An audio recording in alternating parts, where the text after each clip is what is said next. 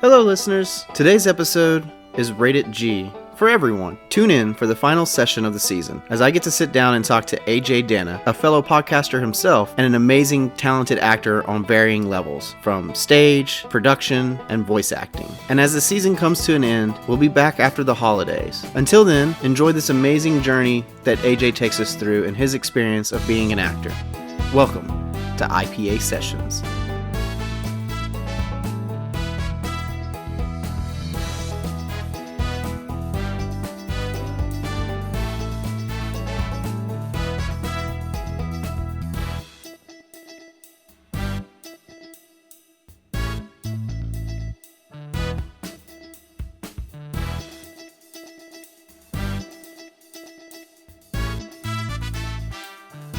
Welcome to IPA Sessions, a podcast for independent artists. As always, this is a place where we like to provide inspirations for practical applications within entertainment. And today, I've got an amazing guest on. His name is AJ Danna, and he is a performing actor and a podcaster, as well as a voiceover artist. AJ is going to take us through his journey today as an independent artist. Please welcome to the show, AJ. Say hi, bud. Hello, good to see you, Jacob. Thanks for having me on today. No problem. Thanks for being here.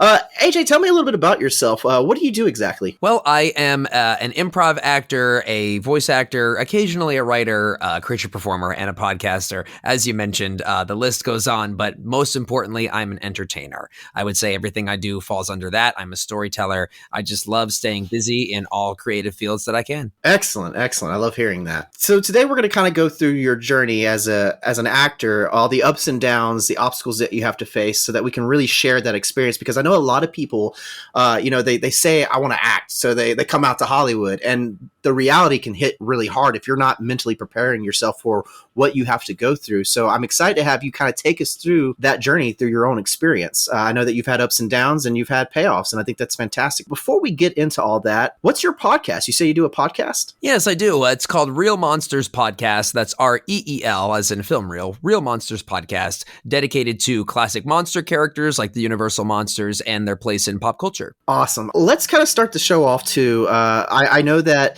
you act in film and that you're also a theater presence on stage and that you do some voiceover work. Do you want to kind of just take us from point A to point B, kind of start your journey out for us? Give us a little bit of your story of how you came out here, how you got started, maybe some routes that you went through to become an actor, to make a living, to pay your rent. Can you kind of take us through that? Certainly, yes, sir. So I'm originally from Los Angeles, so growing up around the entertainment industry has always normalized it for me. I've never really seen it as a stars in my eyes, La La Land type situation. I was very, very fortunate to grow up in Hollywood, so I could literally see the Hollywood sign from my elementary school.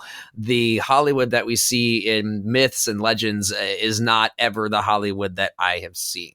And that's, in my opinion, a good thing because, as you mentioned, practical business and entertainment is always what's fascinated me more so than the lore and legends of Hollywood. So I originally decided I was going to be a baseball player. That was my first career aspiration when I was very young. Did not see that coming. Yeah, it's funny because I don't really do very much with athletics nowadays. So I know that's a big surprise. And I'm lucky, I guess, to say that I ended up in theater because of baseball, because I was bullied so severely on the baseball team that I had to leave. I had to leave the team. I literally got bullied off the team. And that is not sportsmanship conduct. I'm sorry to hear that. Thank you. Yeah, it is not sportsmanship conduct indeed, but thankfully the universe had other plans, and the crowd that I decided to hang with after that was the theater crowd. And this happened to be around the same time that Disney Channel released an integral film called High School Musical. And for anyone in Generation Z who is in entertainment, you would be hard-pressed to find someone who doesn't have High School Musical as an influence. I finally made it out of the PA world into locations. That's my paying gig. Unfortunately, this podcast does not pay my rent. I just love talking to people and sharing their experiences. But my very first job as a locations manager was for High School Musical Season 3. Ah, very good. Congratulations. Thank you. Yeah, it's so popular. It's now a TV series. So you definitely know what High School Musical is. The enduring legacy of High School Musical, it continues to speak to generations to this day, and I appreciate that. So it's an interesting tale because the story of High School Musical, for those who might not know, is about an athlete who joins the theater department sort of against everyone's wishes. It's a movie that was talking about how society, especially when you're young, perpetuates stereotypes of like, stay in your lane, you have to hang out with the jocks. And then he breaks the mold and meets a young woman named Gabriella, and they're in the theater department together, and she's in the Scholastic Decathlon. So long story short, High School Musical came around, and its theme about being yourself and respecting everyone for their individual talents and the teamwork, we're all in this together, really spoke to me. And at that time, I became a theater actor. So I did a lot of theater throughout my youth and into my young adult years. And from there, I always found myself getting cast as the character roles, which I love. I'm not a leading man, and I'm thrilled that I'm not. I'm a character actor all the way, and my whole life I've also been very into doing voice impressions and stuff. Just to interrupt you for one moment here, when you say character actor, I absolutely love that concept, because as a fan of horror and, related to your other podcast being about, classic horror monsters, character actors are the absolute best. They are what make these films. So don't sell yourself short on being a character actor. To me, that is a leading man. Well, thank you very much. I know a lot of the character actors are the ones who influenced me, even on Disney Channel. There's a show called The Sweet Life of Zack and Cody. Yes, Zack and Cody are in the title of the show, but the hotel manager, Mr. Mosby, is the character that stuck out to me. It's so to piggyback on that, Jacob, I completely agree that character acting is nothing to shake a stick at, and that's essentially what led to voiceover, because there's such heavy character choices as well. How did you get started? What was your first step to really pursuing this goal of acting? Well, my first step was training. And I think it should be for most people. In my opinion, the way to learn to be good at what you do is to learn from those who are great at what they do. And I'm very fortunate to have kind of wound up in an odd situation that most people don't have. And again, this comes from being born and raised in LA.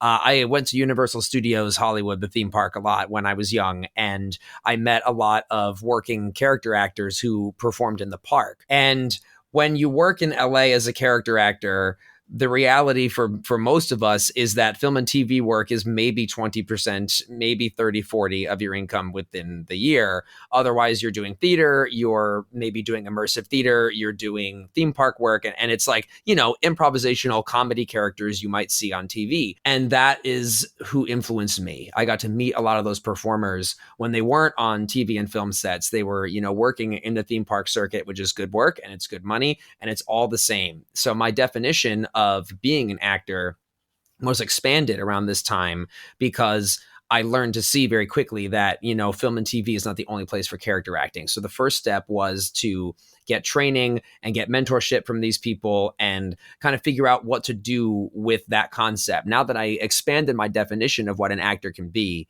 what do I do with that? So what I did with that was I got a referral from one of those delightfully kind performers to an improv school called Comedy Sports. Okay, Comedy Sports. What is that exactly? Is it like a training type thing? Or do they put on live performances as well? Yes, Comedy Sports trains and puts on performances. They are a very unique improv school in that their focus is short form improv. So for anyone out there who might not know the difference, long form improv is scene work. Like it'll be a long scene that you can jump into for like flashbacks, and it's wonderful. I really do like long form improv. I think I prefer long form improv because it's most of what you actually use in the field. But short form improv is improv games. So it's, it's really hard to think of examples off the top of my head for listeners who might not be familiar with the forms of improv. But is it similar to Whose Line Is It Anyway? Is that kind of a short form? Actually, that's a great way to describe it. Yes. Whose Line Is It Anyway is, as you know, is a game-based improv show. And that is what Comedy Sports does as well.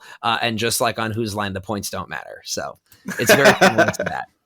Fantastic. All right. So you got into this acting world. You got your training in, you learned how to do improv, which I'm assuming is really good for an actor to not just use your voice talents, but your physical presence, to emote feelings and impressions upon people, maybe with physical gestures, things like that. When you got into that world, eventually we know that you went down the route of voice acting.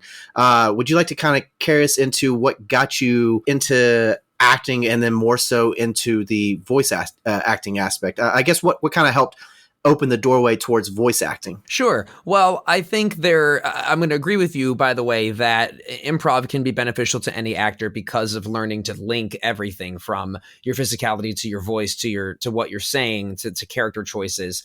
And I think something that most people who have worked with me in a performing setting will agree that I really love character choices. And that's a huge aspect of both improv and voiceover. Jacob, obviously, you're somebody who's very well pop culture versed like me. Think about some of your favorite cartoons. I mean, none of them have just people speaking in their regular voices. No, absolutely not. I mean, I'm a huge H. John Benjamin fan, and that guy's all over the place. I mean, he can play a lethal assassin or a guy flipping burgers. Exactly. And the improv world will teach you how to do that in a moment's notice.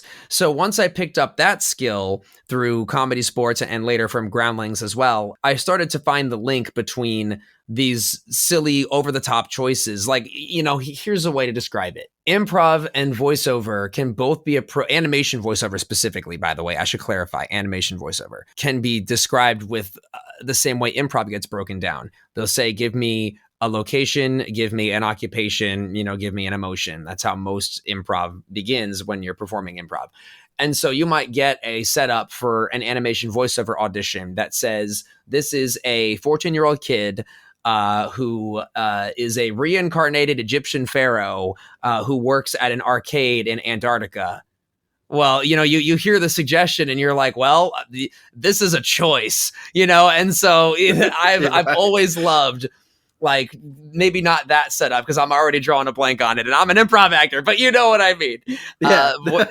Improv and voice. Yeah, exactly. It's like, improv and voiceover will really stretch your muscles as an actor. Both of them require training to really hone in your skills. And once you have it, you are just able to conjure the most bizarre things. And I've loved both of those. Yeah. So with improv, it also teaches you how to just react in the moment. Mm-hmm. And I think that's a really good talent to have because, like you were saying, as an actor, you've got to bring something to life. Yes, you're given a script, you read the lines, but I read books all the time, and over the course of chapters, as I read the books and the character develops, I'm able to, in my brain, when I'm reading, start to bring that character more to life when I read their lines. Whereas when you're given a script, you got to bring that character to life right then and there based off of what little context clues you're given and that brief scene setup. So I think that improv is a wonderful way to develop that skill, especially as an actor, whether it's voiceover or actual acting on screen or on stage. And you are no small feat. I mean, you've had some good success as an actor. Would you take us through some of the good stuff that you can discuss and talk about? Sure. Yeah. I am very, very grateful to have had a lot of opportunities that have aligned with intellectual properties and brands that I really enjoyed. And I think I'm very grateful to say I have found the sweet spot of combining my actual genuine passions in the industry with my talents. And, as an actor, it's your job to connect with any material you're given. That's another thing improv can do for you is, like, even if a story isn't necessarily one that you would, watch, well, if you get cast in it, it's your job to make it your story and to find something you can relate to because plenty of other people will relate to it as well. And I connect with a lot of the material I've worked on. I'm very lucky to say that I have worked with the Netflix Stranger Things brand for some of the immersive experiences they've put on as an actor. And I have worked with Jojo Siwa. There was a Christmas event during the 2020 half of the pandemic where it was called Wonderland, and JoJo had an immersive activation there. So I was JoJo's elf, and it was me and JoJo, and we got to deliver presents to a child who had leukemia. And, Wow. As an actor, what could be more meaningful than being a performer and making memories for someone, especially in that situation, with someone who is also the spearhead of a major entertainment brand, JoJo Siwa. And she started off as an independent artist herself. Mm-hmm. And she went the similar route. So it's nice that you guys have that shared experience to grow together as well. I think that's incredible. Also, I'm pretty sure you just made all my nieces out there very happy to hear. AJ, that's incredible. So with your current projects that you're on, you are focusing more on the voice acting now, correct? I would say that is one of my main focuses, immersive theater and voiceover, yes. Which, and I know as someone who wants to pursue the career of character acting specifically, that's a great place to get into. Do you can you kind of take us through how to go about being a voice actor? How can one reach out and try and find either auditions or submitting, reels? What's the process there if they want to go into that world from the acting world? And what Well, kind of experience would help? sure. I think that this is a great question that has a great answer for independent artists specifically, because anyone's journey as a voice actor is going to start inside you. No brand, no one particular lesson, no equipment will give you the voiceover career that you yourself can start in your heart and in your throat. Now, I know that sounds like it's very cheesy, but it's true.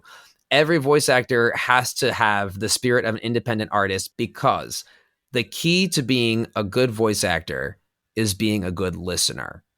A gentleman named Corey Burton taught me that when I was 13 years old, and it's been the most helpful advice. When you are an actor, before you have an agent, before you have any jobs, the first thing you need to do, especially in voiceover, is consume. Not to sound like John Carpenter's They Live, but you have to consume, Yeah, because I knew you'd like that one, Jake. I love it. We're horror fans. It's been established. If you are listening to voiceovers that click with you, whether it's Cartoon Network or Nickelodeon or Disney, like whatever sort of, or maybe even it's not animation, maybe commercials are what appeals to you, maybe promos are what appeals to you. It's probably Flo from the commercials. I mean, come on. Flo is also a groundling, by the way. Yep. And another improv alumni, if that proves the point perfectly right there about improv and character choices. I'd say most of the progressive team are improv people. So, whatever kind of art appeals to you, the first thing starts within you before you're associated with anyone else, not your agent, not your business manager, not your bookings. It starts with you as an artist. Find what appeals to you. Listen to it, study it, embody it, recreate it, imitate it. And even if as a voice actor, that's just your teachers, your parents, your siblings, everyone knows that you have one teacher or one person in your life who was older than you that you imitated or when you were young. That's how most voiceover character choices start, is listening and observing the world around you, whether it's the people you actually know or entertainment, absorbing that and, putting that energy back out, using that for your arsenal as an independent artist. Awesome. All right. So, AJ, sometimes I like to go through technical aspects, and I know some people are like, well, what's technical about being an actor? Well, if you want to get into the union, there's a route to go. If you want to find work and audition, there are routes to go. Can you kind of take us through some technical advice for people, maybe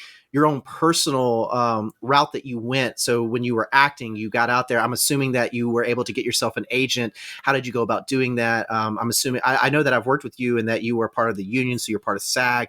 Would you mind kind of going through the process of how one can go about doing that, especially if they want to really pursue that career? Absolutely. So there are multiple technical aspects of being an actor. That is, as you mentioned, a big one of them.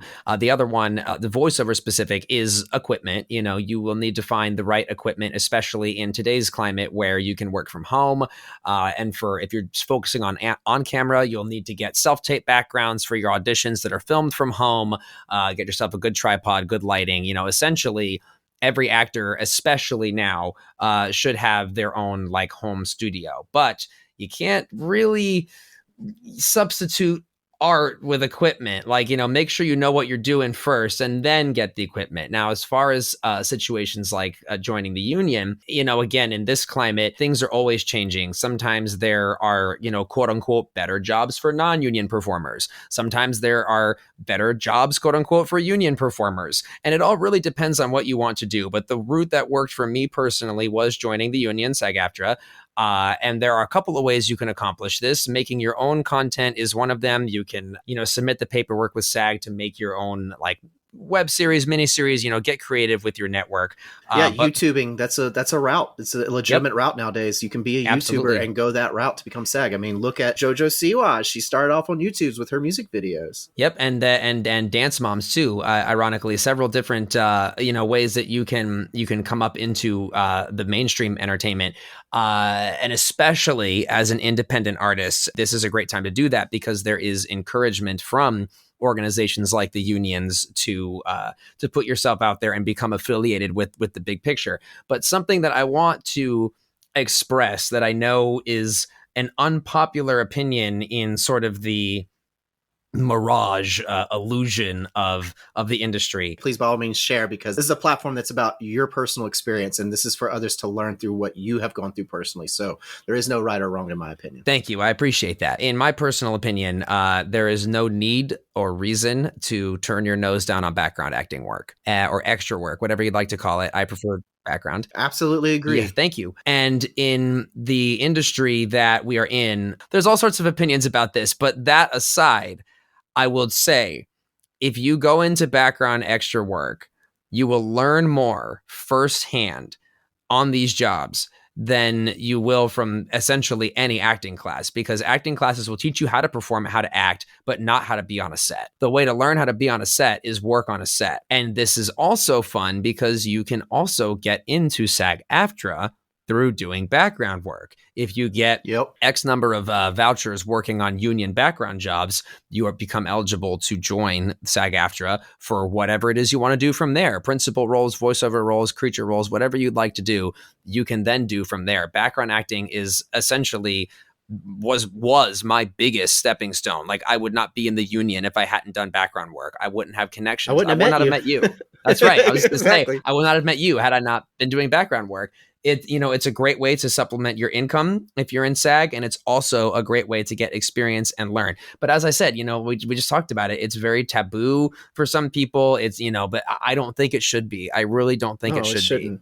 I encourage a lot of people, especially when they want to act. I have my own little cousin that wants to come out here and pursue that. And I said, look, while you're auditioning, while you're out there trying to make that break, you're going to work background. You're going to get yourself on set, because a great way to learn, like you were saying, how film works, especially how film works, is background acting can help lead to doing stand-in work. When you're doing stand-in work, you're learning how marks work. You're learning how to face camera. You're learning what they are doing lighting wise. You're learning how to interpret what's going on, how to be lit, how to interact in that moment. So there's a lot more to acting, like you said, other than just projecting, this character image. You have to also be aware of camera. You have to be aware of lighting. You have to be aware of your marks, where you're putting your foot on the ground, because the camera's following you a certain way. And it's a wonderful way to learn. It's a really great experience. And I absolutely agree with you about the background work. That's 100% a legitimate, great route to go. And the way that you mentioned that made me think, particularly, if this isn't enough inspiration, I don't know what is. I went from a completely 100% independent artist who took the leap and did background work to being a stand-in for Andrew Garfield and Tobey Maguire on Spider-Man No Way Home because of that journey. So Excellent. you too can do that. If you learn the tools and you learn on the job, it's one of those things where if you put the work in, the work will be good back to you. So AJ, as you mentioned, this passion of yours for character acting, there are small ways that people don't notice with background actors that you are doing subtle things in the background to make the scene pop and come to life. And it does lead to other opportunities, not only to harness this skill set to be a better actor, but there's opportunities there. If you show up on time, if you're present and you're not going all out there wild with it, but being serious about your small little role, whether it's just walking across, a background street, it can always lead to a better opportunity. Have you had anything in your experience in your acting world that has helped when you've been on background, showing up on time, things like that, being mentally prepared and being there in the moment? Yes, I'm very fortunate to say that has been the case a couple of times. When you work enough background acting jobs and you get to, learn from not only from the directors, but also from the ADs, the second ADs, your professionalism will not go unnoticed. As you said, if you take everything seriously, if you show up on time and you make certain that you're not just there to have fun, but also to do a job. There was one particular situation which has gone on to be quite, important to my career, where I was brought in as a background actor on a show I'd been doing for a while.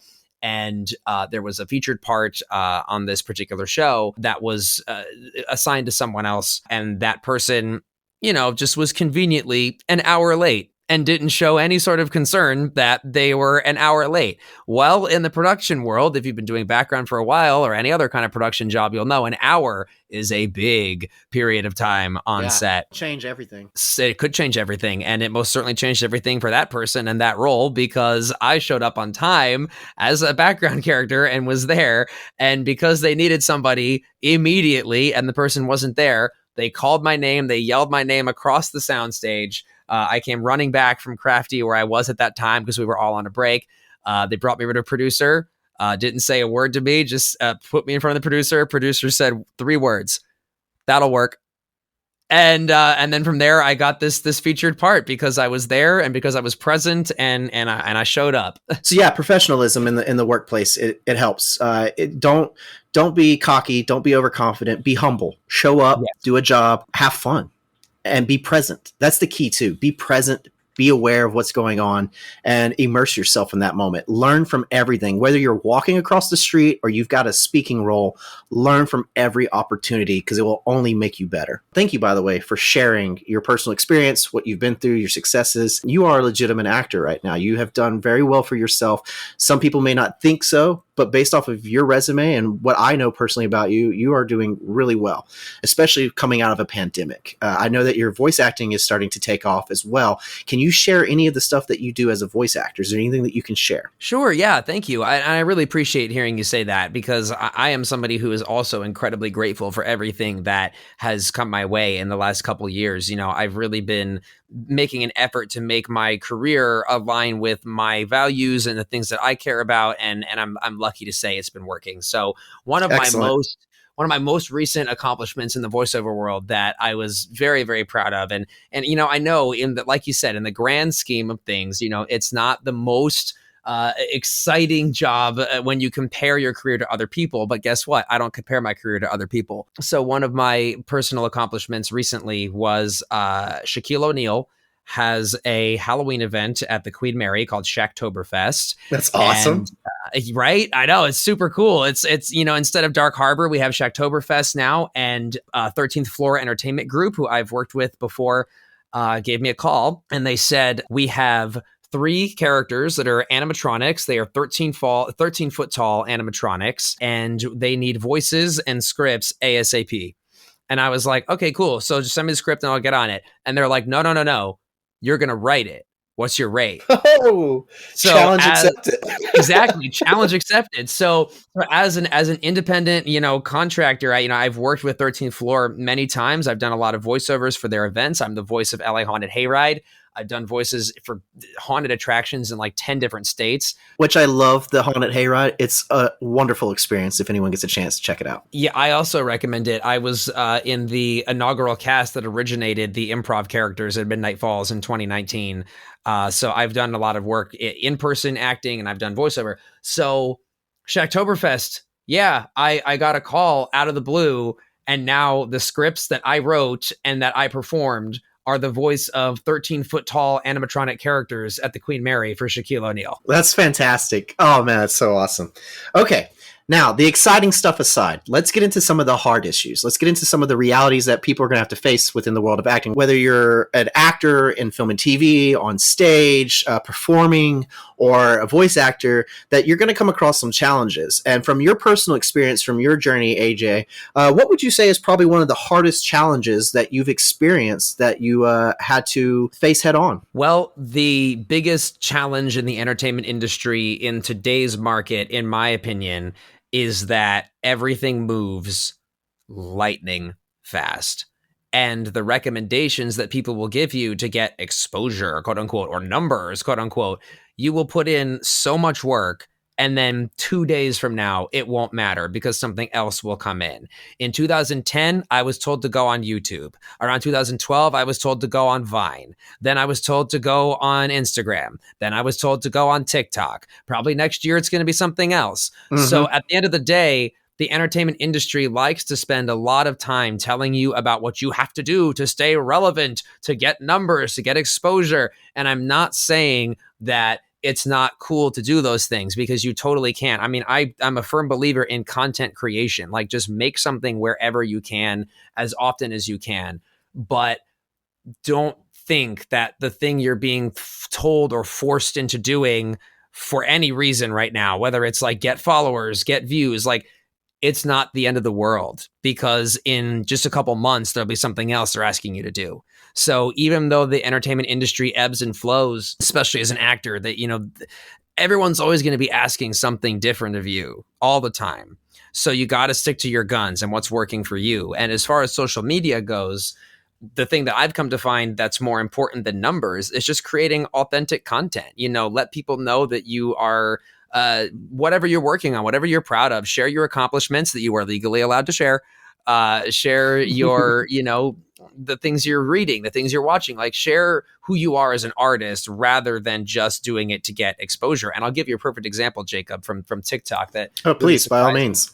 Yeah, I was having difficulty with the TikTok algorithm. There's a lot of great voice actors on TikTok, and I really enjoy a lot of that content. But it's very hard to catch your footing on an app like that, where there's so many people, and it is essentially randomized what content gets fed to you, get fed to the consumers, rather. So when I was debating what kind of TikTok content to create, rather than focus on something that I thought would get views, I just did something I enjoyed. Jacob, did you play the Lego Star Wars video games? Of course. And I have a 6-year-old, so yeah, we play all the time. Fantastic. So Lego Star Wars, another enduring piece of pop culture that has been around for 2 generations now and remains very exciting and fun. So Lego Star Wars had the most fantastic death sounds for their characters. When these little minifigures would jump off of a cliff or they'd run out of lives, they would have like they would have like the no more Wilhelm scream. Yes, exactly. It's the Wilhelm scream style stuff, classic Star Wars, very silly. The voice actors had a great time. So me and my best friend Scott, I have known Scott since 2007. We grew up doing theater together. Now we've both worked for Disney in various capacities. We followed our passions and made them happen. Well, one of our passions is imitating the Lego Star Wars video game death sounds just for fun, because we enjoy it. It's the nostalgia. And one day I was like, you know what? I'm just going to do that on TikTok, because I enjoy imitating the Lego Star Wars death sounds. Well, little did I know, imitating the Lego Star Wars death sounds on TikTok because I wanted to do it for fun, my expression as an artist, got me over 1 million views on TikTok. Wow. Just something that simple. Exactly. And that's what happened when I followed my passion as an artist instead of following what everyone else said about you should create this will get views. Because I wholeheartedly believe that no one on the face of this earth would have genuinely told me to my face, you should imitate the Lego Star Wars death sounds. It will get you views. I like that you were like, I just want to have some fun with my buddy, and just it led to something great. That's awesome. Exactly. And I think as much as the entertainment industry is a business and you need to learn how to make it a business and treat it like a job, you also need to remember to have fun and follow what makes you happy as well. And when you do that, other people will follow because it will make them happy too. Excellent.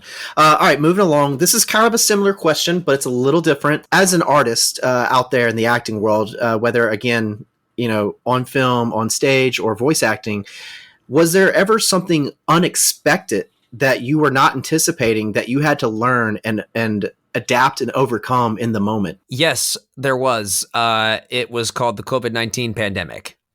And Fair.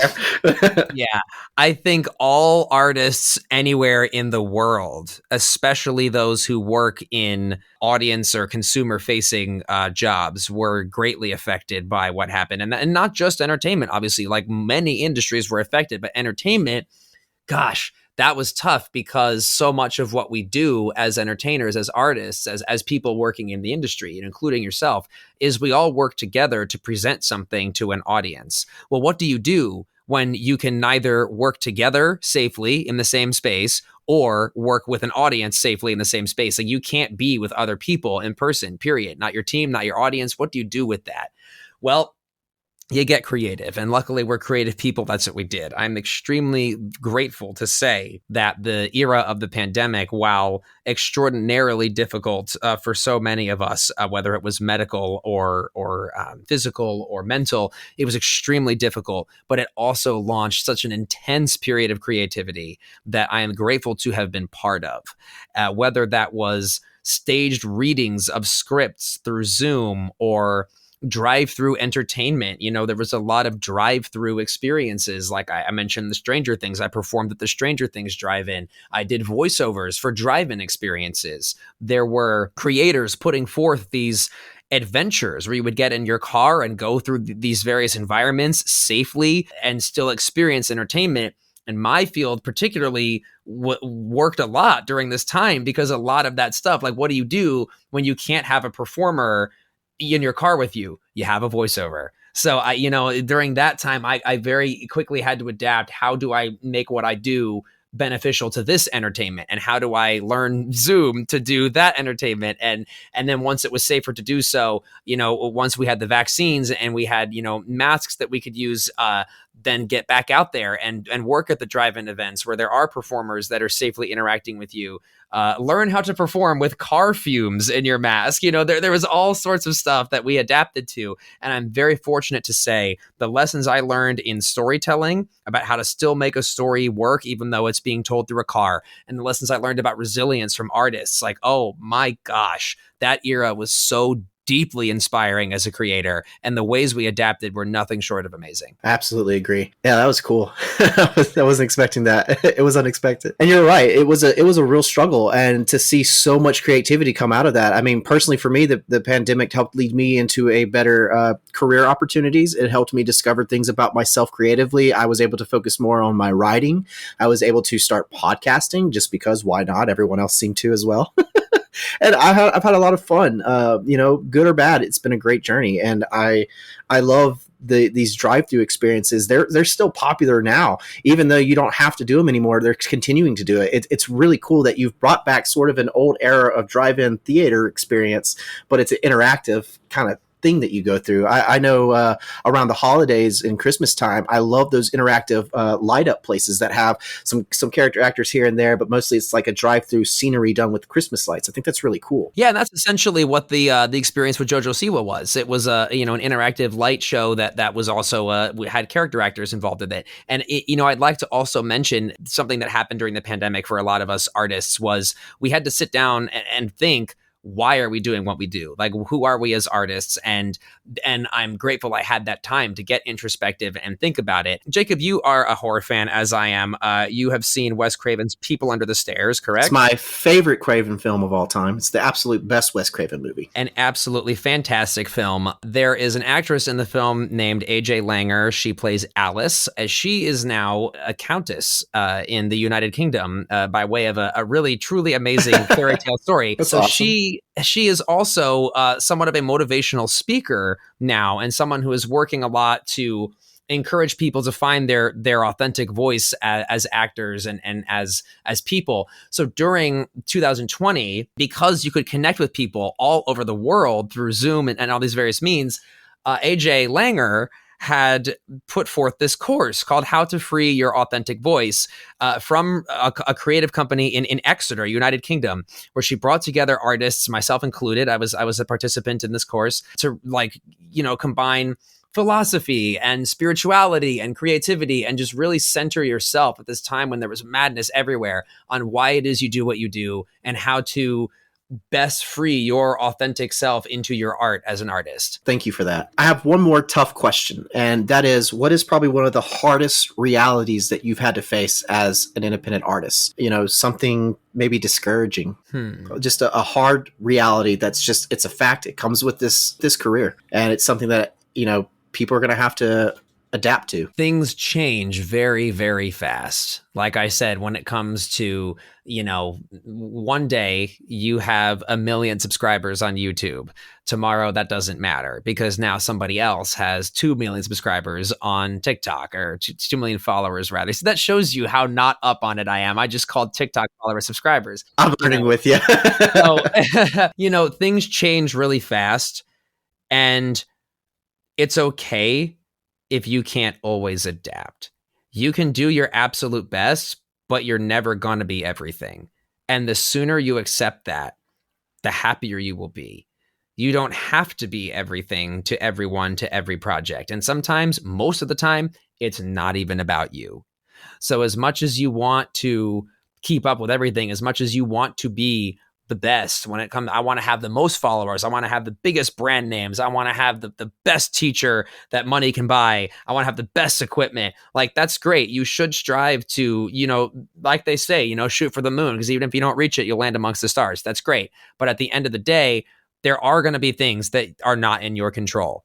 Things that change with trends, things that change with like what is required of you as an actor. And you don't always keep up with it.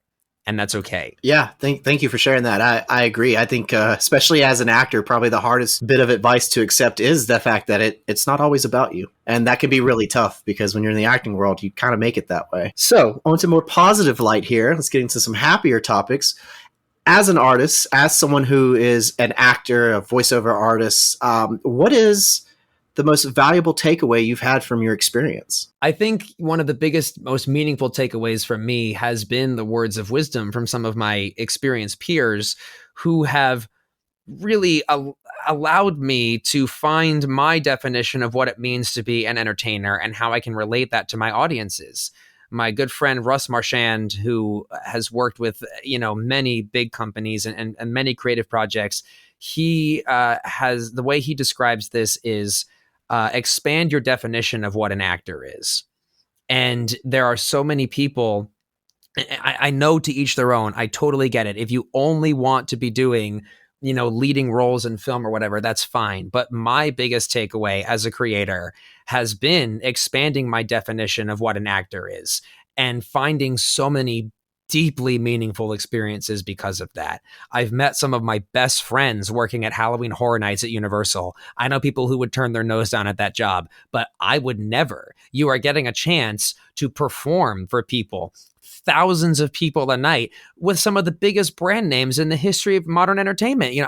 Jordan Peele, like, you name it. You're working with some great storytellers. And I find it so amazing that I've had these chances to connect with so many people using my voice as an artist, using my philosophy of what makes me happy that also makes other people happy, just connecting with people in various mediums, in various jobs, in various locations, just following the art. And, I know it sounds cheesy, but the truth is you can't spell heart without art. I love it. Well said. That's a great takeaway.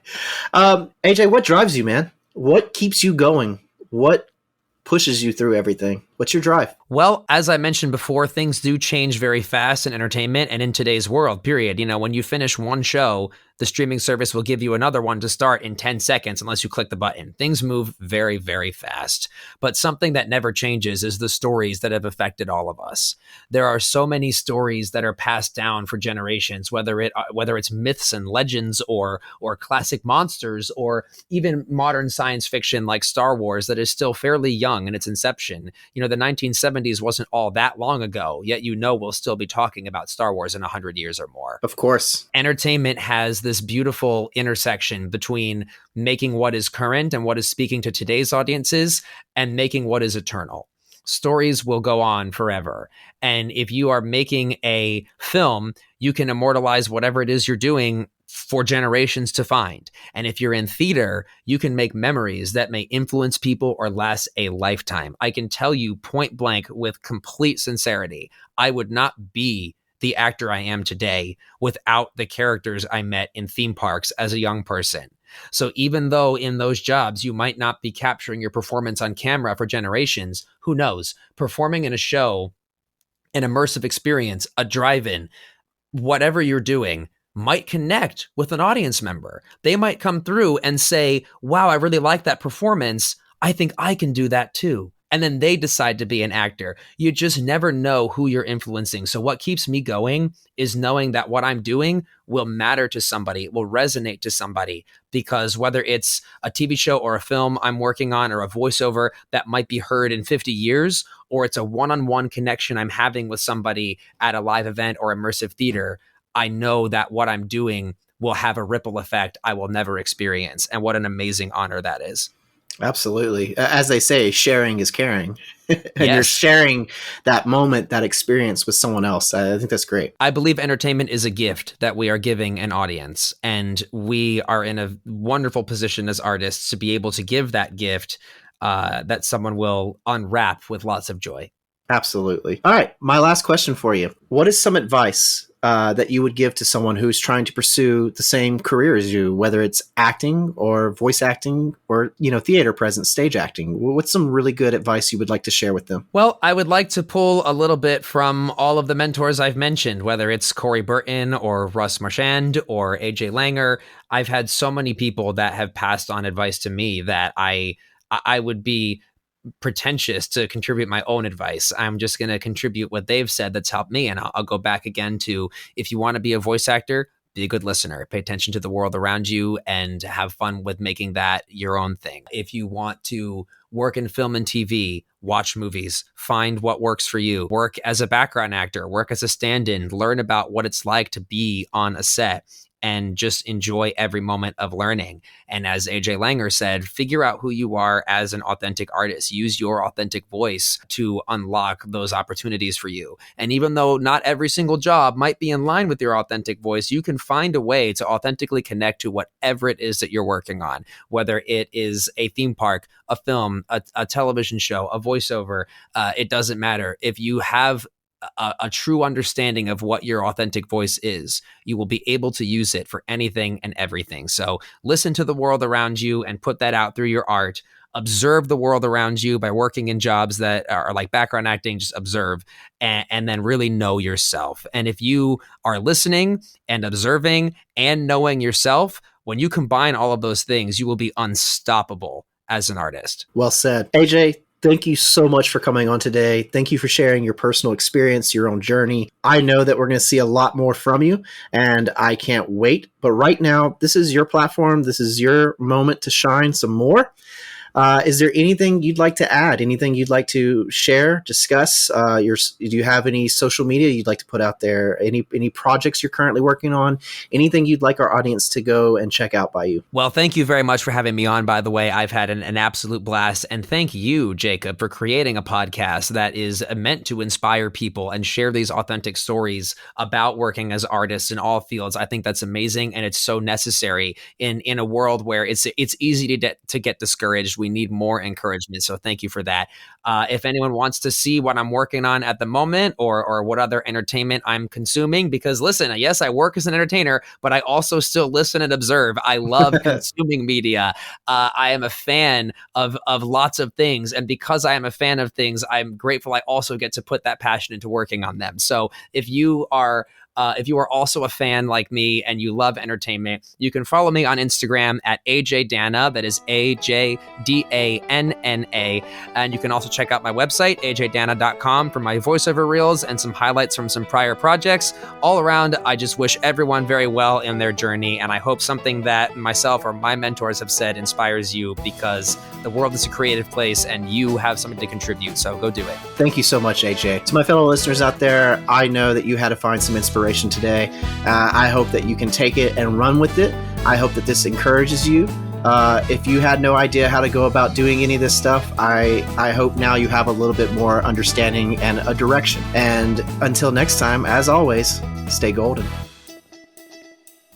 Thanks for tuning in to IPA Sessions. To help support this podcast, please rate and review, and click that subscribe button to follow for new bi-weekly episodes. And if you're an independent artist out there looking to promote your work or yourself, please reach out to me via social media at IPA Sessions on Instagram, Facebook, and Twitter. You can also reach out to me via email at ipasessionspodcast@gmail.com. Thanks for listening, and I hope you felt inspired.